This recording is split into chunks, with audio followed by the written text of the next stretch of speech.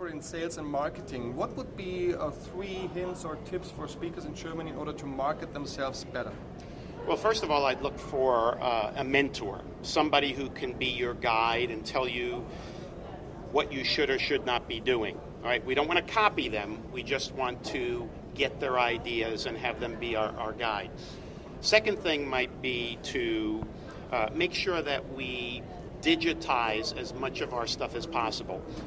Scan things, put our audio into MP3s, or books into ebooks, or video into MPEG-4s or whatever, because everything is moving to the internet. So the more we can do that, the better.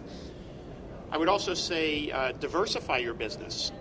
Try to not just be a speaker, not just be a trainer, but look for other businesses that when the speaking business is down or the training business is down, these other businesses might be up. A good example would be when speaking is down, maybe webinars, teleseminars, things like that, e-learning would be on the upswing.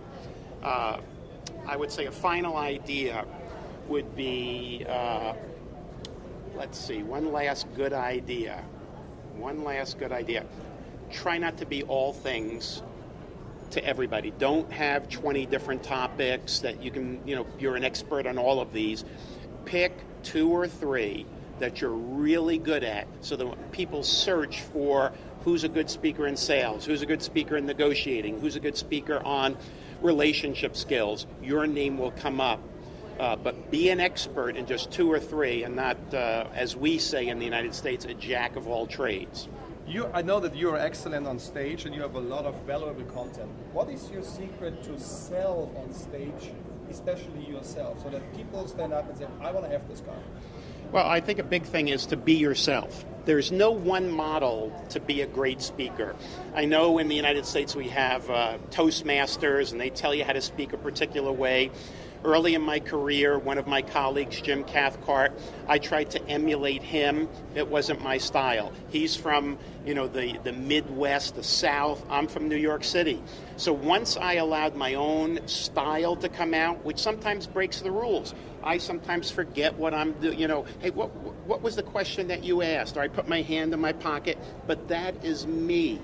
So you have to be yourself. And just don't copy other people. That's a key thing. What is your main source for innovation, for getting new ideas? That's easy. The main source for getting ideas is I talk to a lot of people. I'm constantly on the telephone. I'm constantly on email. But here's a key. Instead of me telling people what I'm doing, a lot of us want to say, hey, here's what I'm doing. Here's how many speeches. This is what I get. This is what I do. I know what I do. If I tell people what I do, I don't know anything more than I already know.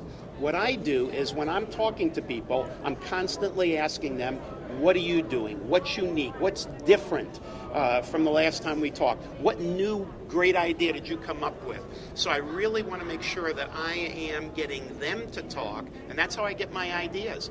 And sometimes what they're doing compared to what somebody else is doing, I put them together and do something totally unique. Thank you very much, Tony. Well, my pleasure. And hello to Germany.